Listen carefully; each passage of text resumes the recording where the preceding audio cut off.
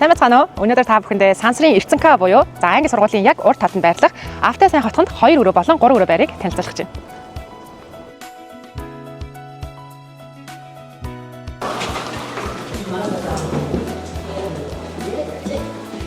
Ингээд хөөрхөө юу та нөгөө орцноосоо эхлээд болохоор гэрте байгаа юм шиг аюу дулаахан мэдрэмж төрүүлэхээр ингээд хийс юм тавьсан хөрх юм байна. Тэгээд үүдэндээ ингээд айл гэрийн цэцгнүүд байдаг шиг тэгээд цэцгтэй байхгүй зүгээр надад л аюу гоё тийм дулаахан мэдрэмж төрүүлж байна.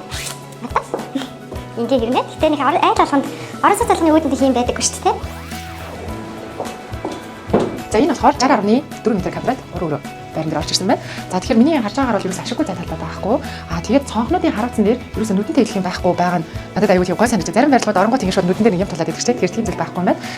За яг одоо болохоор хүүхдийн өрөөний хэсэг сууж. Тэгээд цонх нь бүр аюул том, аюул гоё юм байна. Тэгээд дээрээс нь нүдэн нь ерөөсөө ямар нэгэн байдлаар үүдсэн гэж ирт их барилга орж ирэхгүй байгаа нь аюул таатай санагдлаа. Тэгээд дээрээс нь энэ болохоор яг хажууд англи сургууль харагдаж байна. Тэгэхээр магадгүй одоо ингэ хүүхдээ өгөхдөө орж байгаа болон гарч байгаа зэрэг зүйлсүүдийг таних харахтай боломжтой байгаа. Тэгээд ээж хүний хувьд харахад бол аюул сэтгэл хамаар мэдрэмж төрүүлж байна. За тэгээд энд англи сургуулиас гадна улсын 33 болон 48 дугаар сургуулиуд бас байх юм байна.